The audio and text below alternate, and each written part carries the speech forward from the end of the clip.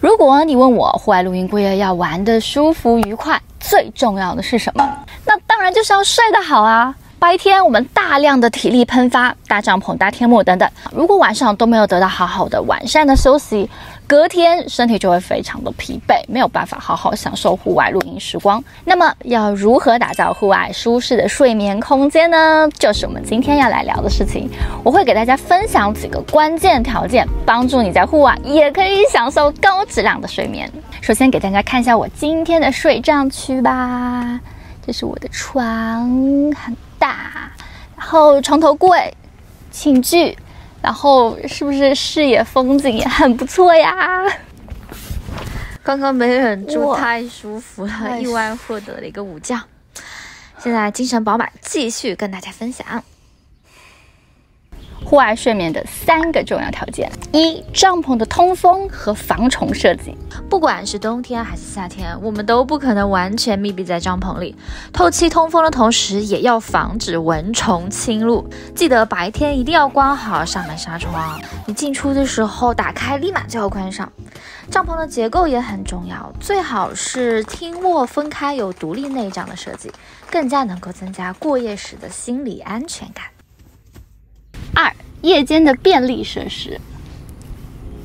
床头要有小夜灯，一个人习惯可以选择开或关，这样就不用担心半夜醒来摸黑啦。保温水瓶也要随手可得，方便随时补充温水。再加上一个吉祥物小公仔，可以陪着你。我的是摇曳露营里的智魔灵。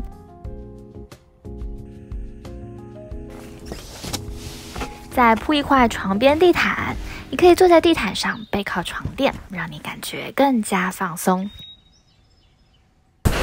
3、舒适的床具。除了露营徒步用的轻薄款蛋壳垫或者是充气抱垫，对于定点露营玩家来说，我更推荐使用架高离地的床具，或像家里弹簧床般的充气床。尤其是家庭露营，简单电动打气一次解决了所有床具搭建的问题。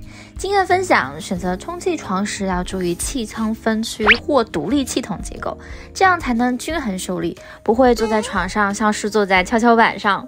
我这边坐下去，那边就弹起来了。睡觉时一整夜都跟作用力爬坡对抗，也避免一人起床，他人陷入谷底的窘况。厚度尽量厚一些，除了隔离地面湿气低温，起床坐卧也会更加轻松。如果条件允许，选择上层有独立分舱、自动充气记忆棉层的暖肉垫加充气垫双层床垫，身体不会直接躺在硬挺的气舱区，会更舒适。床垫表面最好是静音的弹力布面料，避免发生摩擦噪音。有了能够舒展的大床，我也尽量不让睡袋束缚住身体，尤其在夏日，可以试着把薄睡袋摊开，或改用毛巾毯盖着，也很舒服哦。讲究的话，也可以铺一个精梳棉床单。这就是我在户外睡的舒适的经验分享，希望对大家有帮助。影片中展示的这个独立气筒双层充气床，就是大品牌杜邦云床充气式席梦思，很亲肤的接触，然后柔软的支撑住你，感觉就像是躺在云朵上，轻飘飘的，好舒服啊！也是我居家的备用床，而且收纳体积就很小，就是60×30×30。放在家里也不占空间，好吧？那这一集就介绍到这里。重视睡眠质量的小伙伴很值得参考看看哦。那么也别忘记帮我点赞、订阅、分享哦。我们下期见。